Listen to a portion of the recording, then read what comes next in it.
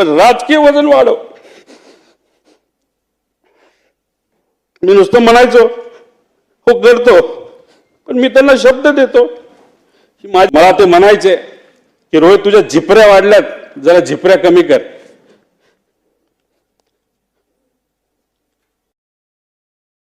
त्या दिवशी एक आदरांजली म्हणून तिथं मी माझे केस कापले. ते मला म्हणायचे तू जरा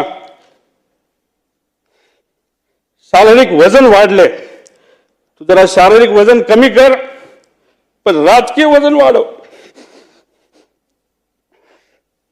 मी नुसतं म्हणायचो हो करतो, पण मी त्यांना शब्द देतो की माझी हेअरस्टाईल मी अशीच ठेवेल, शारीरिक वजन कमी करेल, राजकीय वाढवेल. पण एक गोष्ट मात्र खरी, ते मला म्हणायचे वरचं बटन वरपर्यंत लावत जा, पण काकांना एक सांगायचे 40-50 वर्षानंतर मी जेव्हा तुम्हाला भेटेल तोपर्यंत मी बटन असंच उघडे ठेवणार. त्यावेळेस मात्र तुम्हाला भेटल्यानंतर हे बटन मी त्या ठिकाणी लावेल, कारण शेवटी हे बटन असं ठेवल्यानंतर तुमची आठवण त्या ठिकाणी मला नक्कीच त्या ठिकाणी येईल. पण एक गोष्ट अजून आहे, 40-50 वर्षांनी जेव्हा अजित काकांची माझी भेट होईल तेव्हा हा माझा लढा जो मी आता त्या ठिकाणी लढत आहे आणि अख्खा महाराष्ट्र त्या ठिकाणी लढत आहे, तेव्हा अजित काकांसमोर ताट मानेले मी तिथं उभा राहील. आणि नक्कीच माझे काका माझ्या पाठीवर हात ठेवून म्हणतील लढलास बरं का. आणि या गोष्टी ऐकण्यासाठीच हा जो छोटासा लढा पण महत्वाचा लढा त्या ठिकाणी मी व सर्वांनी तिथं हातात घेतलाय, तो पूर्ण केल्याशिवाय राहणार नाही.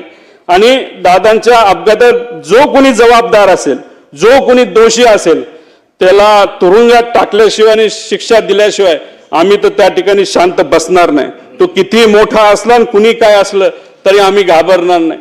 त्याच्याच बरोबर मला काकींना या ठिकाणी सांगायचं, काकी तुमच्या राजकीय पुढच्या प्रवासामध्ये या छोट्या कार्यकर्त्यांचं तुमच्या या पुतण्याचं जिथं कुठे तुम्हाला मदत लागेल ती मदत करण्यासाठी मी सदैव त्या ठिकाणी तयार असेल. एवढंच या ठिकाणी सांगतो, जेवढं बोलेल तेवढं कमी आहे.